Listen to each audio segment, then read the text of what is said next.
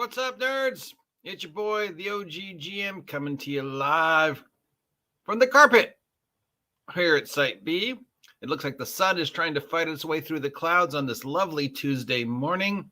It is the 6th day of June, 2023, which means it's my parents' anniversary. And look, it's Steve, and is being cute. Hi, Steve. How are you? It is Tuesday, so it's time to start with our day with Warhammer Tuesday, because occasionally we like to shout out to that other company that makes games and remains controversial. Warhammer. Plus, figures are cool. Now, don't worry, it has come to my attention that, yes, there is a brand new version of Warhammer 40k about to come out, which means everything that we've talked about for Warhammer 40k in the past few months is now totally pointless. All that work you've done on that Eldar Space Marine army, well, toss it out the window because they're changing the rules again. God love you, Games Workshop. God love you. Look, it's Steve being cute. All right. Looks like this Warhammer Underworld thing is still getting a huge push with yet another pre-order going up for the 2-player starter set. I thought this was a new thing, but no, apparently Warhammer Underworld's been around for a while. Did anybody else know that? I didn't know that. I thought it was new. They're always trying new things and exploring and expanding on the world of Warhammer. So a 2-person skirmish board game thing didn't seem like that odd of an idea, but apparently it's been around for a while. I was talking to somebody on Friday, was it, who was a pretty avid Warhammer player, and she told me that she had like 5 Warhammer Underworld armies and been playing it for a couple of years, and if I ever wanted to play her, she could loan me an army. Don't worry, she's my friend's fiance, so it's not like I'm trying to steal somebody's girlfriend or anything. Girls are icky anyways. So I guess they are just remastering it, repackaging it, and re-advertising Warhammer Underworld because apparently it's been around for a while. But it's Games Workshop, so, they always cancel things and they're in reprint things and I don't know stuff. Oh, Steve's gone. Where'd you go, Steve? I guess he found something more interesting than me. And the sunbeam does look like the sun is trying to fight its way out of the clouds. Yay, spring. Okay, we saw these guys already.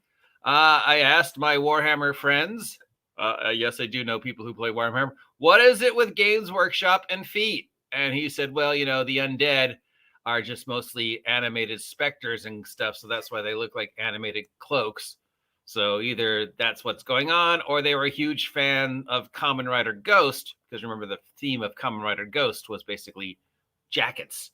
Yeah, but then I pointed out, there's some other figures that don't have feet or only have 2 feet instead of 4 feet, and that there does seem to be a running theme through some Warhammer figures of an utter lack of feet. To which point he shrugged and said, show me, even though I was. So the mystery of Games Workshop and feet continues. We've got these decks. We've already seen these. This is coming out, the Space Marine Heroes for 2023.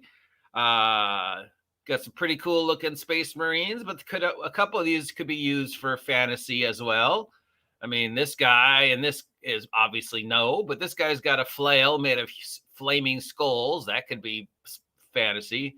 This guy's got a sword and a staff, fantasy. This guy's got, well, it's a grenade, but it could be a mace.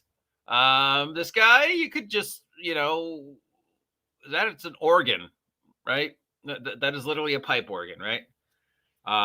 So apparently this dude right here, he runs around in combat and maybe it's like a one-man band. Like he's got, God, there's so much going on with this guy when you think about it.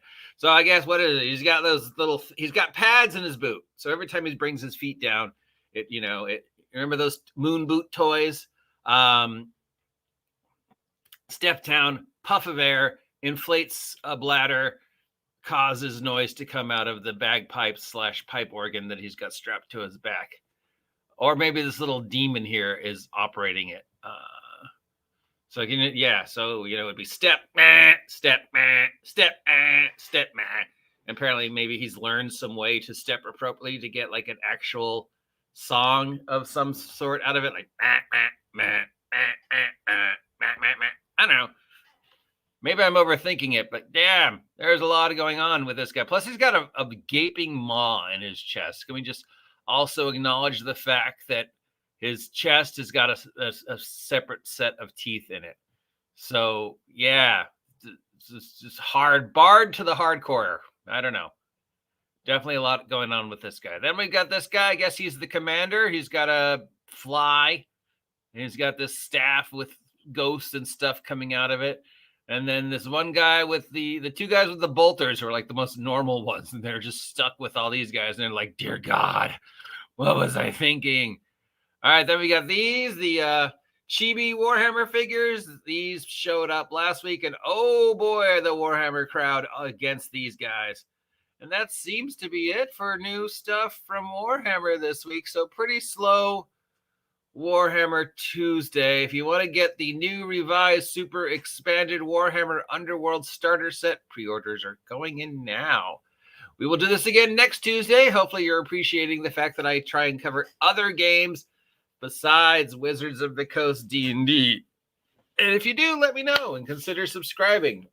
Help me reach 2,000 subs by the end of the year. Warhammer Tuesday. We'll be back with more tabletop role-playing game news as the day progresses. Till then, see ya.